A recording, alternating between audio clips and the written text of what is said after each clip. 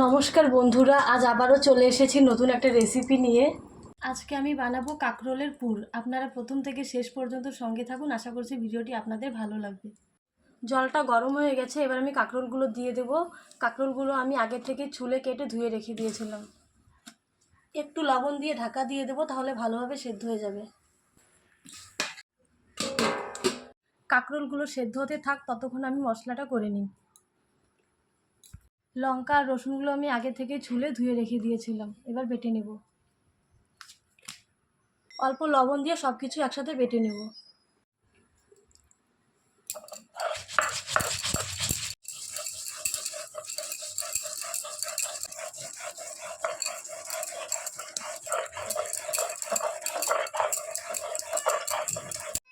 বাটাটা হয়ে গেছে, এবার আমি নামিয়ে নেব।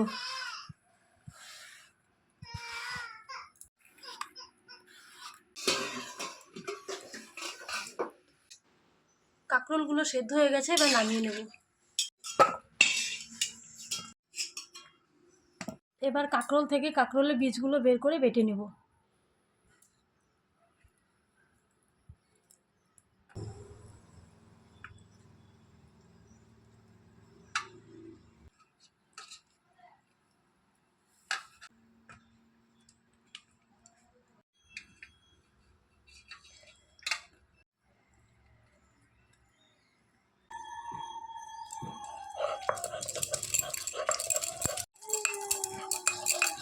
বাটা হয়ে গেছে, এবার নামিয়ে নেব।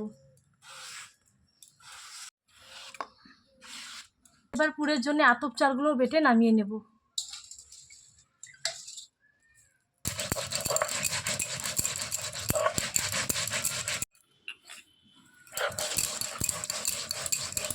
হয়ে গেছে, এবার নামিয়ে নেব।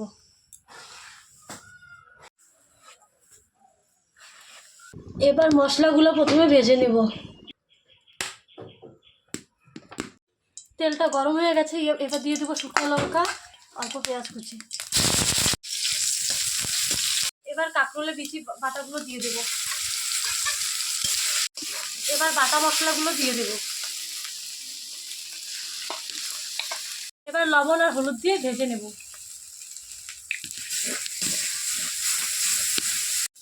ভাজা হয়ে গেছে, এবার নামিয়ে নেব।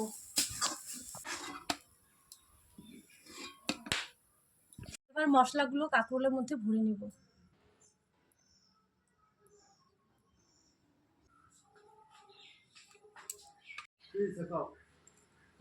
হয়ে গেছে, এবার পিটালে দিয়ে ভেজে নেব। অল্প বেসন, লবণ, হলুদ, লঙ্কার গুঁড়ো, অল্প জল দিয়ে গোলাটা তৈরি করে নেব।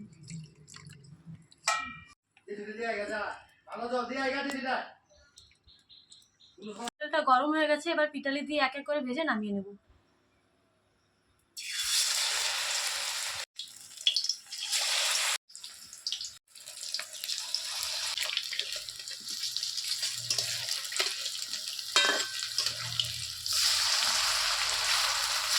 হয়ে গেছে, এবার নামিয়ে নেব।